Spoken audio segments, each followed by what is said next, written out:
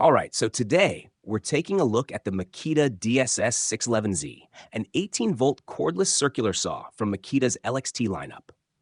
This is a tool-only version, which means it doesn't come with a battery or charger included, so it's mainly intended for people who already have Makita 18-volt LXT tools and want to expand their setup.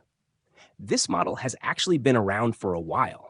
It was released back in July 2012, so it's not a new release in terms of design or technology, but it's still widely used and popular, especially for people looking for a reliable, no-frills circular saw at an affordable price point.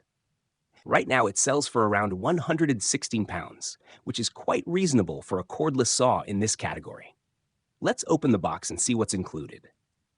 So right out of the box, you get the saw itself, very compact and surprisingly light. The weight with a battery attached is somewhere between 2.9 and 3.2 kilograms, depending on which battery you use. I'll be using a standard 5.0 Ah battery for size reference, but again, this particular kit doesn't come with one. In the box, we also have a 165mm TCT saw blade, which is already mounted. TCT stands for tungsten carbide tipped, so this should be good enough for general purpose cuts right out of the gate.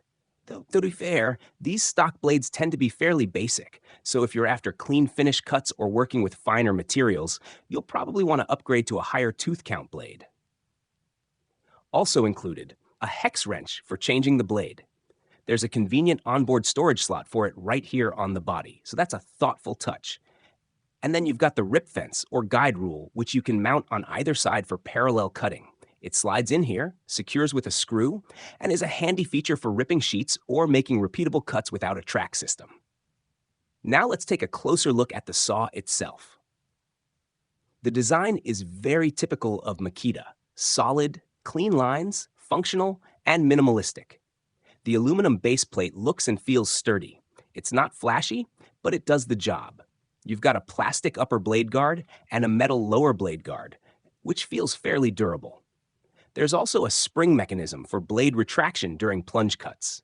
It's not the smoothest I've ever seen, but it doesn't feel flimsy either. The motor is brushed, not brushless, which is to be expected at this price point. The no-load speed is rated at 30,700 RPM, so it's not especially fast by today's standards, especially compared to the newer brushless models that push well over 5,000 RPM. But 3,700 is still perfectly usable for most timber, plywood, OSB, and other basic materials. Just don't expect ultra-smooth, burn-free cuts in hardwoods unless you pair it with a high-quality blade.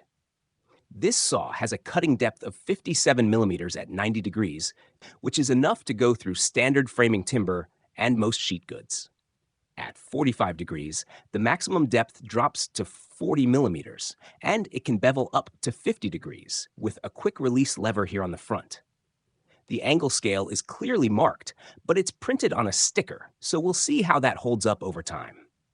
There aren't any positive stops beyond the basic 45, which is something you might miss if you're doing a lot of angled work. The handle has the classic Makita rubberized soft grip, which is actually very comfortable. Even with a larger battery, the balance feels quite good. This saw is clearly meant for portability, great for light framing, quick sight work, or anything where dragging a corded saw isn't ideal. Controls are straightforward. There's a trigger with a safety lock-off, which you have to press before pulling the trigger. It's a single-speed motor, no electronic speed control, and no electric brake. So when you let go of the trigger, the blade will continue spinning for a second or two.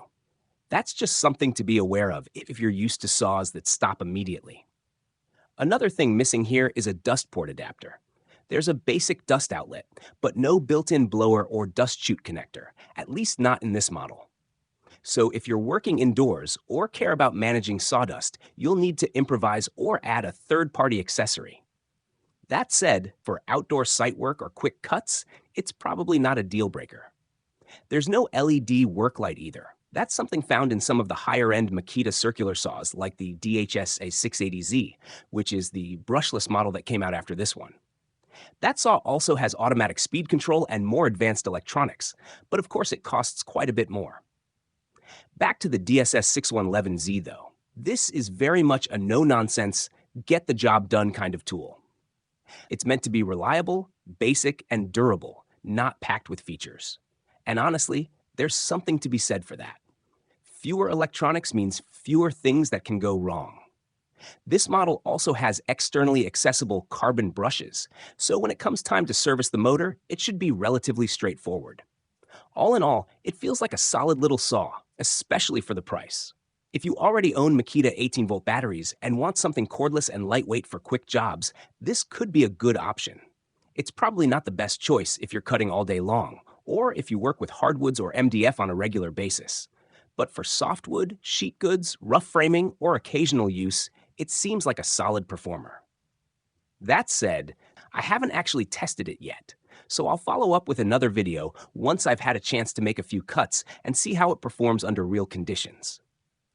I'm particularly curious how it holds up under load and whether the motor bogs down on thicker material. I'll also try it out with a higher tooth count blade and compare the cut quality. Let me know in the comments if you've used the DSS611Z and how it's worked for you. Or if you have questions you want me to answer in the next video when I actually put it to work. Thanks for watching. If you found this unboxing helpful, feel free to like, subscribe, and stay tuned for the follow-up. Catch you next time.